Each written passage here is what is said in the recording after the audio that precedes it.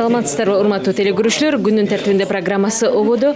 Бул жолку жогорку кеңеш жыйынында каралуучу маселелерден сырткары журналисттер үчүн дагы атайын маалымат жыйыны өткөрүлдү. Анын демилгечиси депутат КСДП фракциясынын лидери Иса Өмүркулов болду. Анда айтылган маалыматтар төмөндө баяндалмакчы. Эми себепти билбейм, эмне себептен алганын, бирок формулировка действия, противоречащие основным задачам, программам СДПК и уставу партии. Мен мисал үчүн эч мыйзам бузган жокмун, тартипти бузган жокмун, партиянын программасын, уставын тутуп келем. Бул партияда мен 25 жылдай болду. Почти түптөлгөндөн бери келатам. Бул партия менен башыбыздан бир топ кыйынчылыктарды өткөздүк. Өзгөчө мына Акаевден баштап Бакиевдин дооруна чейин. Ал кезде өмүрүмө, үй бүлөмө коркунуч кол салуулар болгондо дагы мен тайманбай аягына чейин партиянын идеясы деп тургам. Анан эми бир кучка деп коелу, политсоветтин мүчөлөрү, биринчиден айтып коем, бул легитимсиз. Бир 7-8 политсовет мүчөсү чогулуптур. Калгандары бүгүн маалыматтары жок, эмне себептен бул маселе күн тартибинде турганына. Мен ушуну баса белгилеп айткым келет.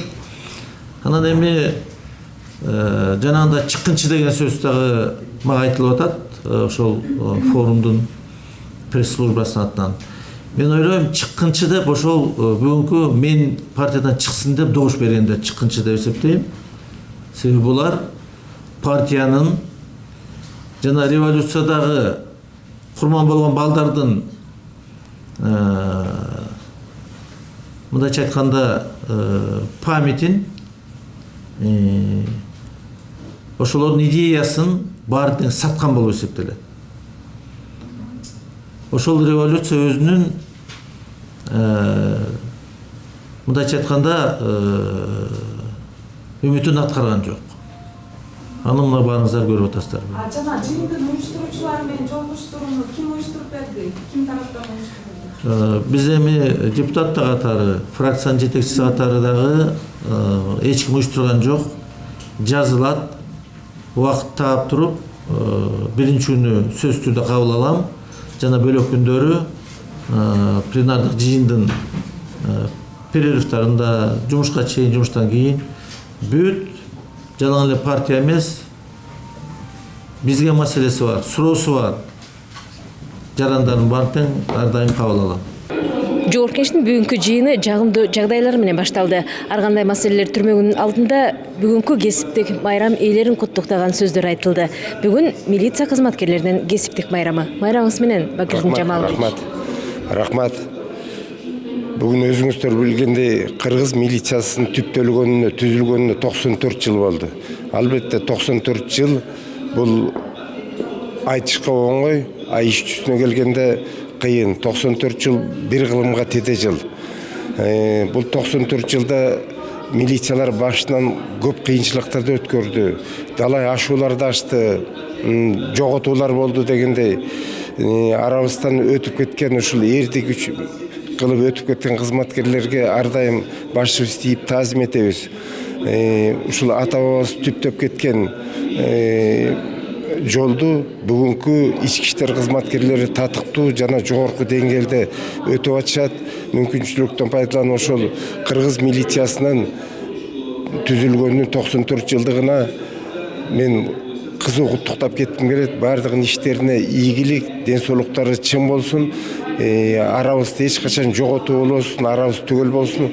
Ошондой эле ардактуу эс алууда эс алып жүргөн биздин ардагер милиционерлерибизди дагы куттуктап кетким келет. Ден соолуктары чың болсун, жаштарга үлгү болуп, ар дайым үгүт насааттарын айтып жүрүшүн деген тилекти айткым келет. милициялар биздин негизги коргоп турган кыргыз жарандарын бүгүнкү күндө негизги милицияларда армиябыз бар, бирок милициялар бизге жакыныраак болуп атат. Ошон үчүн канчалаган бир туугандарыбыз, досторубуз, коллегаларыбыз бул жерде иштеген, мисалы жогорку кеңеште 2 депутат генерал. Ушуларды кесиптик майрам менен куттуктап, ден соолук каалап кеттим. Ал эми ар кандай маселеде көтөргөн маселем бул бала бакчалар боюнча болду. Бүгүнкү күндө где-то 1300 бала бакча иштеп атат да. Ошол жерде болгону Кыргызстан боюнча ошо бала бакчага бара турган мектеп жашына жете элек балдардын 22% барып атат. Көптөгөн жарандарыбыз мигрант болуп чет өлкөдө, Россияда, Казакстанда жана башка жактарда жүрөт. Ошолор балдарын көбүн ата-энелерине, чоң ата-чоңдоруна таштап кеткен, бирок ошолор эми карып калган кишилер окута албай атат, башка кылышып атат. Ошон үчүн бала бакчаларды көбөйтүп, буга чейин сатылып кеткен же приватизация болуп кеткен бала бакчаларды кайтарып, ошолордун баардыгын ишке киргизбесек, ушул билим берүү жана агартуунун акыбалы күндөн күнгө начарлап баратат да. Мектепте жетишпеген аз келгенсип, бала бакчалар андан дагы өтө чоң проблема да. Ушуларды чечкенге аракет кылалы деп ушул көйгөй маселени көтөрүп кеттим. Бүгүнкү күн тартибинде өкмөттүк саат өтөт эле, бирок кийинки жылдыргандыгына карабай бул темадагы бир топ маселелер козголуп кетти окшойт. Чындыгында абдан актуалдуу маселе. Мына азыр өзүңөр да билесиңер, депутаттар көпчүлүгү бала бакчалар боюнча, бүтпөгөн мектептер боюнча көп суроолор айтып жатышат. Мен бүгүн ар кандай маселелерди ушул чындыгында бизде көп жылдан бери депутаттар 5-чакырылышта деп көп жолу айтканбыз. Тилекке каршы баланы мектепке же бала бакчага жайгаштырганга бир айрым учурда акча берүү маселеси бар. Бул чындыгында баягы взятка менен жайгаштырып, ушу баягы бытовая коррупция деп коебуз. Мына мен өзүм аябай Бишкек мэриясына чоң ыраазычылыкты билдирем. Алар ушул Кыргызстанда биринчи ушул электронный запись баланы кезекке туруу деп өздөрүнүн ушу механизмди киргизишти. Мен өкмөткө ушул механизмди, антикоррупционный механизмди бүт башка чоң шаарларда иши кылып, кай жерде биздин мамлекеттик муниципалдык бала бакчалар болсо ушул жерде жайгаштырганга. Андан тышкары чындыгында биз бала бакчаларга эми көп айтылат, жетишпейт. Биз өзүңүз жакшы билесиз, биз 5-чакырылышта ушул жеке менчик детсадтарга көп көңүлдү бургандан кийин ушу жеңилдик бергенбиз. Мына мисалы үчүн фискальный преференция деп коебуз, мындай салыктардан бошотконбуз. Иши кылып, бул абдан актуалдуу маселе. Айда Жикшенбаевна, сиздин ар кандай маселелер түрмөгүндө көтөргөн сурооңуз медицина тармагына тийиштүү болуп окшойт. Мындай окуянын чыгышына эмне себеп болуптур? Бул мен мурунтан эле айтып кеткенмин. 16 жаштагы кыз, бул 10 класстын окуучусу экен. Атасы менен башы ооруп, атасы менен 8 поликлиникага барыптыр.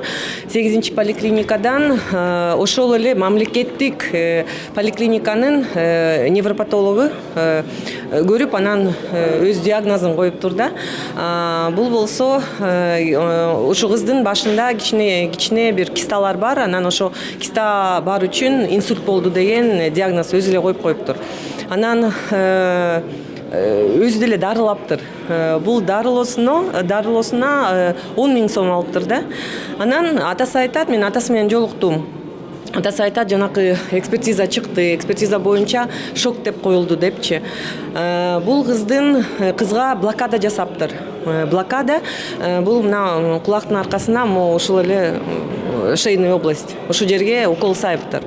Ошо кызым кирип баратканда папа мен аябай эле коркуп атам, ооруйт го дегенде жок, эчтеке болбойт деп мына өвүп ошо кабинетке өзүм жибердим дейт да. Анан кызым чыкпайт дейт.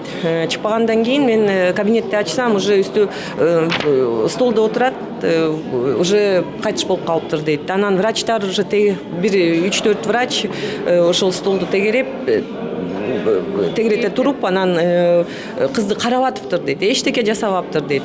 Бул ар бир больницада шок, жанакы адреналин, ошондой бир препараттар болуш керек да. Анан андай эч манипуляция жасалбаптыр. Анан мындай болуп атат да. Бул атасы болсо жана следователь менен Минздравга барып, Минздравда комиссия түзүлгөн. Комиссиясы деле бат-баттан эле бүтүп калды да. Анан биринчи ошол окуя болгондон кийин бул следователь деги аябай эле молодец экен да. Ошол жердеги ампула, ошо бүт изыматия этип, бүт өзүнүн жанагы следственный мероприятиянын ичинде бүт действияларды жасаптыр. Анан ошо боюнча мен мына өкмөткө кайрылат элем. Биринчиден азыр экинчи комиссия түзүлдү. Уже атасы инициировать этип, анан мен полностью ушул ситуацияны өз контролюма алам. Бул кичинекей баланы өлтүрдү. Мен ошентип эле айта алам да. Өлтүрүп алышты. Анан дары-дармекти дагы изилдеш керек бул жерде. Иштер көп. Анан жанакы подлог документ деп атпаймынбы? Ошо боюнча МВДдеги өкмөткө кайрылып атам.